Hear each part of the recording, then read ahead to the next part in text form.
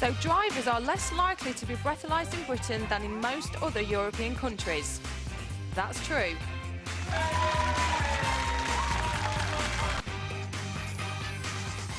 But first, actually, just before we go on, I think it's bad news. It's just been announced the rate of inflation has gone up to 3.8%. 3.3% last month, up by 0.5%.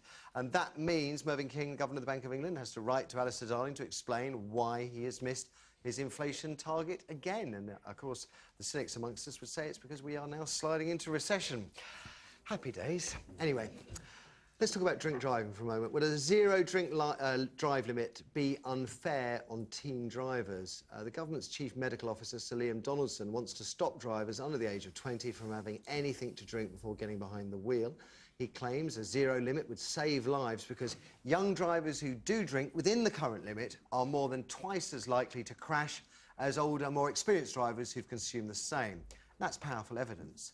But as youngsters account for only 1 in 9 drink-drive convictions, I'm left thinking, well, shouldn't we be pursuing older drivers who are 8 times more likely to drink and then drive, drink over the limit and drive?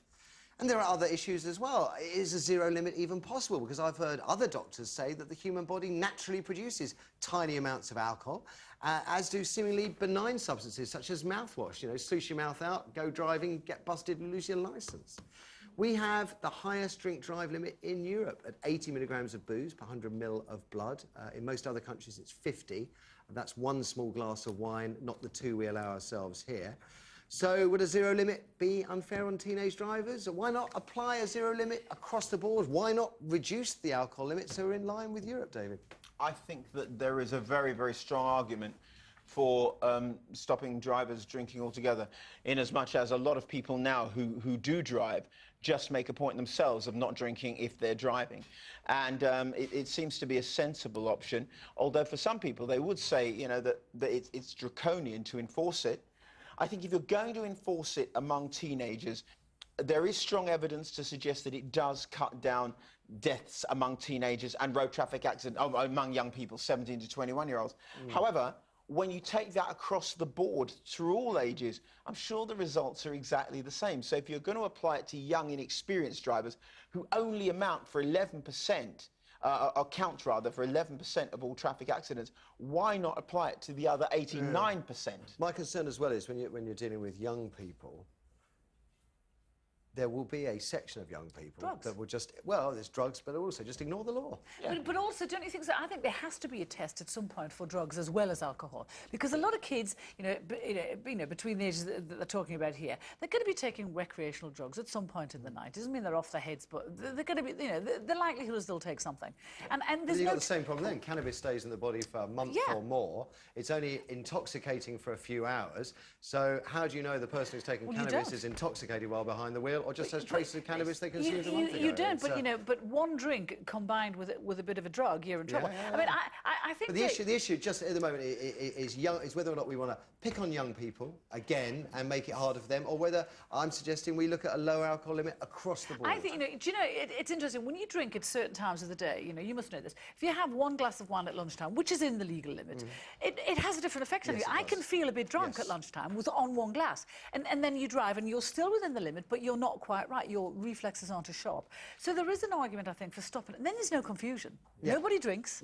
You know, and obviously if there's a milligram with a bit of mouthwash. Jimmy, just pick on the young or go across the board? I think it needs to be across the board, because I think it goes the other way. I think a lot of like older, experienced people, they, you know, sometimes they take liberties. You know what I mean? They're like, oh, I've been driving 20 years. I can have an extra one. So I think it needs to be across the board. Do you know what I mean? And also, I think there might be occasions where, you know, they're wrong. Do you know what I mean? When people are going to be, you know, getting points and convicted when you know, there might have been something for the night before, and you know what I mean, or you know, them things where it's interesting that I'm with you guys as well. I think leave the young people and let's do it for everybody. Time is short, David. Sorry, we've got to take calls. Amy. Okay, we've got a lady who works in A&E. It's Christine online too. Morning, Christine. Good morning. Pick on the young, or maybe go with the panel and reduce the level for everyone? Well, I think pick on everyone if you're going to pick on somebody. Okay. I'm both a driver and a drinker, but not together. Yeah.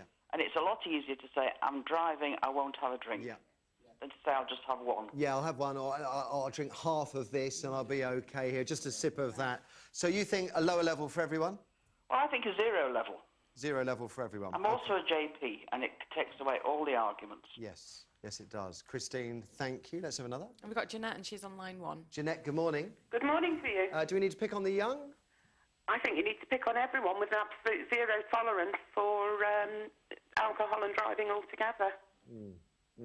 OK, that's another. We'll have a quick word with our audience, Eric. That's right, we've got John here, so I understand you're an ex-driving instructor, is that right? That's right, yeah. I think it should be zero tolerance as well across. I mean, I think even half a pint, depending if you've eaten during the day or whether you haven't, is still going to affect you, whatever you have to drink. So cut it out completely. If you're going to drive, don't What drink. young people? Would you have more of a concern with younger drivers?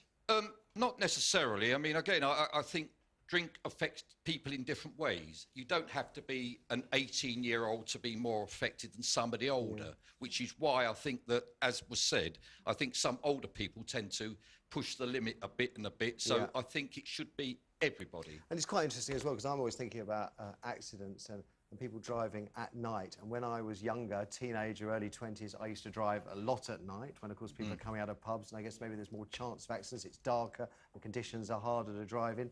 Now I'm older, I don't, drive at night so much, and I think maybe that skews the statistics a little about for young people, perhaps. Well, possibly so. I don't know. I mean, again, coming back, I think drink does affect people in different ways. OK, you might have half a pint on a full stomach and be fine to drive, but if you haven't eaten, I think it can still affect you. So zero limit. Zero. All in agreement. Well, that's a rare moment, isn't it? Right. But the problem with drink is you start drinking and you think you're fine. Yeah. And nobody knows what a unit is. Exactly. No. How much is a unit? No, and especially as you take beer, for example, it ranges, what, 3% through to about 6% now, or even higher.